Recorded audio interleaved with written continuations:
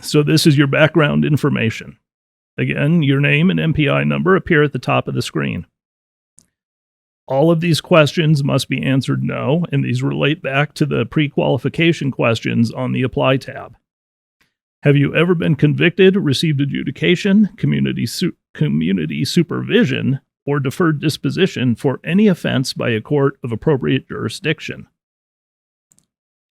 Have you ever held a license authorizing the practice of medicine subjected to discipline by a licensing agency in any state, federal, or foreign jurisdiction, excluding any action related to non-payment of fees related to a license?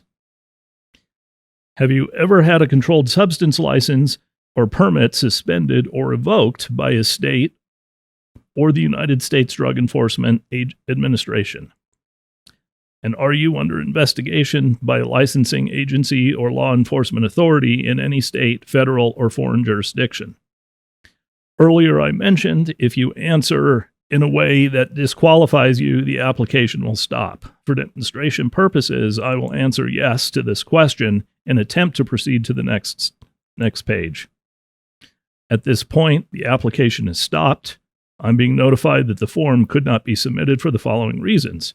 You are not qualified to proceed based on your answers to the 4 questions in the background section. At this point, if this was an error, I can go back, answer this correctly, and hit next to go to the next page. This page is your core data or your demographic information. Again, it contains your name and MPI number at the top of the screen. These addresses were entered into the system on the first page. At this point, if you have a correction to be made, you can do that here.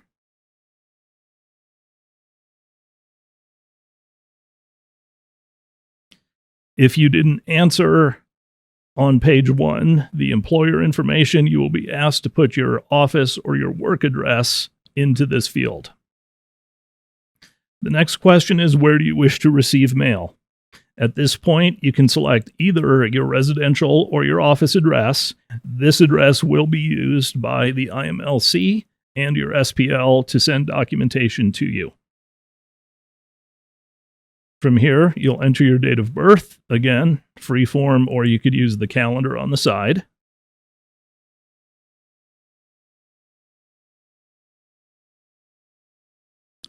Your cell or best contact phone number, your gender, your office phone number, and your email address. This email address that you supply is the email address to which all correspondence from the IMLC and the member boards will be sent. Your state of principal licensure may require that you provide a personally identifiable email address, especially if you are entering a third party's email address into this field.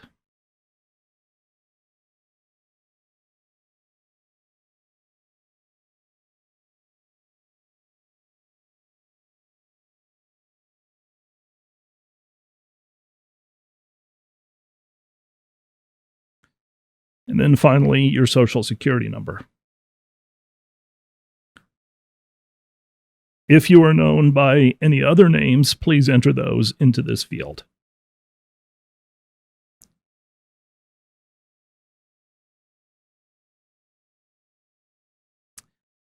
This is the affidavit and consent page. This is a legal agreement between you, your SPL, and the IMLC that is used to gather the information necessary to determine your qualification to use the IMLCC process. Your electronic signature here indicates that you have read and agree with these statements. So at this point, you will simply type your name into this field. And when you hit tab, it will pre-populate today's date for signature. By hitting next, you will be taken to the payment screen.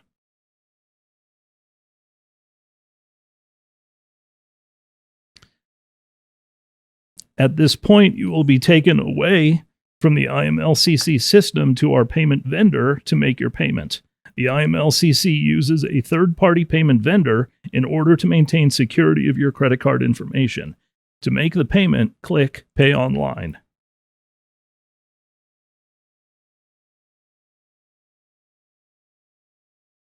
At this point, you'll enter your email address. This is where your payment receipt will be sent. Enter your credit card information.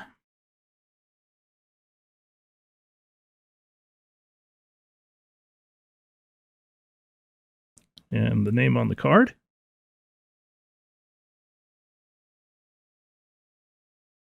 And your zip code.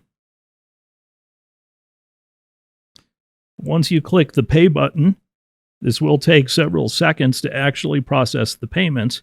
And once it's completed and you have that green check mark, you will be sent back to the IMLCC system. And once you receive this notification, thank you for applying through the Interstate Medical Licensure Compact. The state of principal license will contact you to give you instructions to obtain your fingerprints for a federal background check. Generally, within 7 to 10 business days, you will receive that notification from your SPL regarding any additional information that they require, as well as the information regarding your FBI fingerprint background check. Overall, this part of the application process can take up to 45 days for a final determination to be made. At this point in the process, your SPL is solely responsible for processing your application, and any questions or concerns should be addressed to your SPL. Further, you will also receive an email from the IMLCC acknowledging receipt of your application, along with a PDF copy of that application. The email itself will look like this, and it will acknowledge the IMLCC, receive the application fee of $700, and our payment vendor will send you a separate emailed receipt for that payment. This email will also contain a PDF copy of the application that you just submitted, along with all of your answers. At this point, if you have any questions, please contact your SPL. Thank you.